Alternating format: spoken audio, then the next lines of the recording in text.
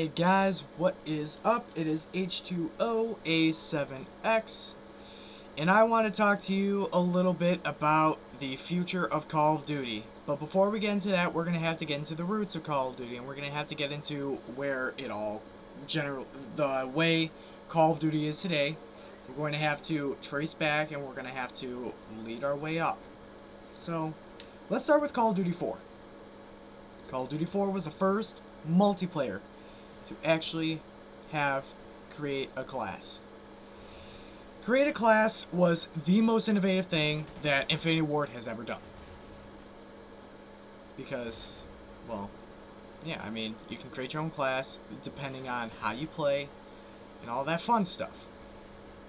But you had set kill streaks, unlike the later Call of Duties. Call of Duty World at War, which is the next Call of Duty, after Call of Duty 4, was I would believe that it's the only fully cooperative game, well, Call of Duty game released by Activision. And what I mean by this is, well, let's just say you can play with up to 4 people by doing the single player campaign, which you can do that yourself. You can play with your friends online, which is kind of co-op, but it's also PvP at the same time. And you also have where you can play this new game mode that they came out with called Zombies. And Zombies is, well, kind of everything you would expect it to be. It's just a bunch of zombies you gotta kill, and you gotta make it to a high wave in order to place on the leaderboards and all that fun stuff, whatever, blah blah blah. So that was that. That was Treyarch's idea, which is the new developer that hopped on board after Infinity Ward. And if you don't know already, Activision had hired Infinity Ward first, and then hired Treyarch, and now they're alternating years. So Call of Duty 4 was Infinity Ward, then World at War was Treyarch, Modern Warfare 2 was Infinity Ward, Black Ops 1 was Treyarch, and so on and so forth. You get the idea. So the next Call of Duty we're going to get into is Modern Warfare 2. And they took the multiplayer to an entirely new level. And what I mean by that is they created a class, and they buffed it. They added more weapons than Call of Duty 4 and World at War did. They also introduced pro perks, where if you got a weapon pro, you could get more features with that, like sleight of hand pro. It was to reload faster, and you were able to aim down your sights faster. So that's kind of what they did. And they also added the possibility of being able to customize your kill streaks. This means you could set a UAV, counter UAV care package if you wanted to. Or, wait, no. UAV care package predator missile if you wanted to. Sorry, I'm still on that Modern Warfare 3 part. You could do that.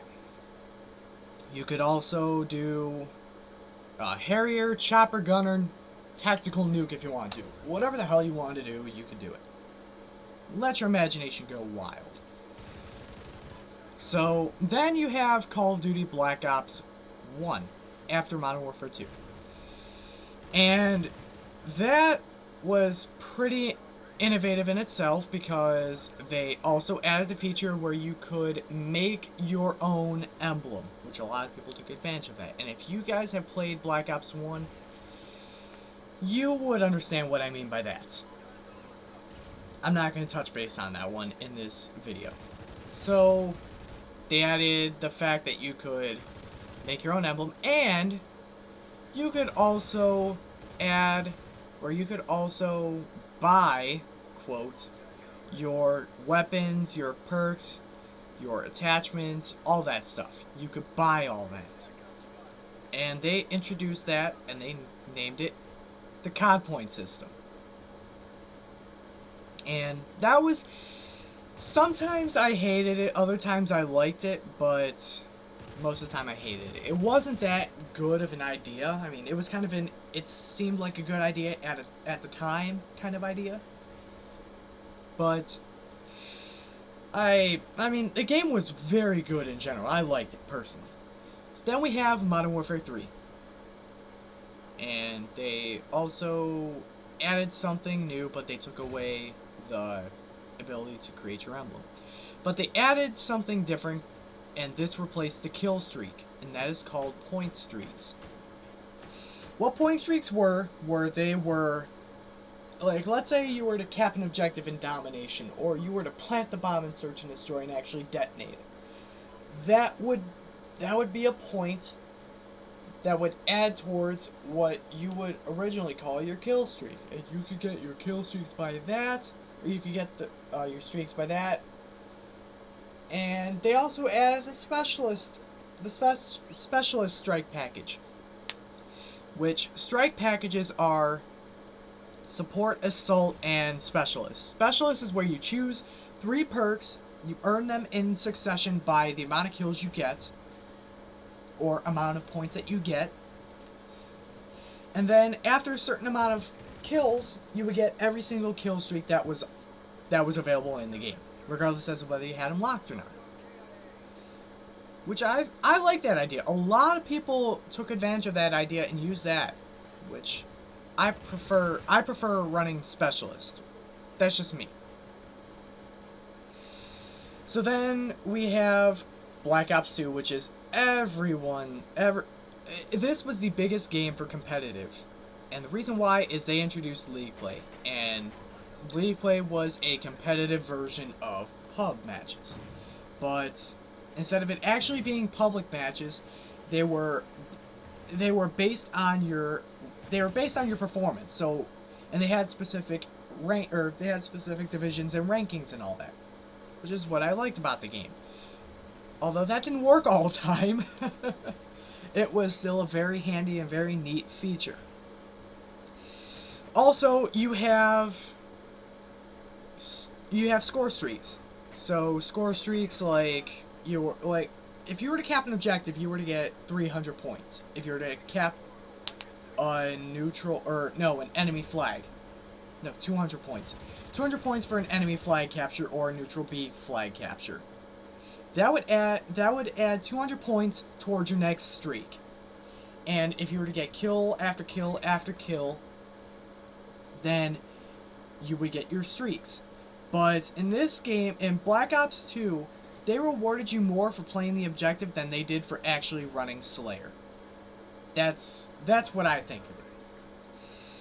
That was a very fun game, although it was very, very frustrating at times. It was still a very, very fun game, and I enjoyed it. And I got into competitive. That's what got me into competitive Call of Duty. And I've wanted to compete in tournaments. I wanted to compete in LAN events. You name it, I wanted to compete. So then you have the current game, Call of Duty Ghosts. Call of Duty Ghosts was not everything I hyped up to be. I've said this to every single one of my friends. The 2 good things about this game, and these are the only 2 good things about it. 1, their commercials were funny as hell. 2, the single player was amazing. Those are the only things I like about the game.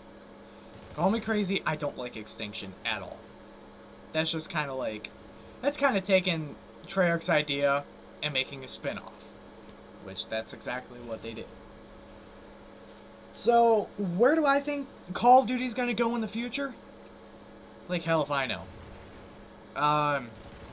With this game, it's kind of unpredictable, to be honest. I'm really not sure as to where it could go right now.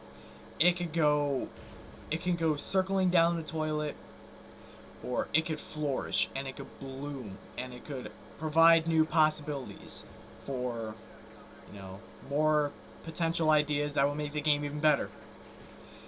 But honestly, if Infinity Ward's, if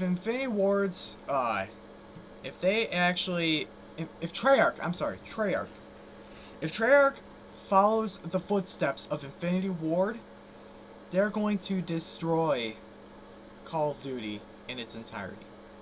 That's my personal belief. That's what I personally believe. I'm saying it personally. No one else is going to change my opinion on that.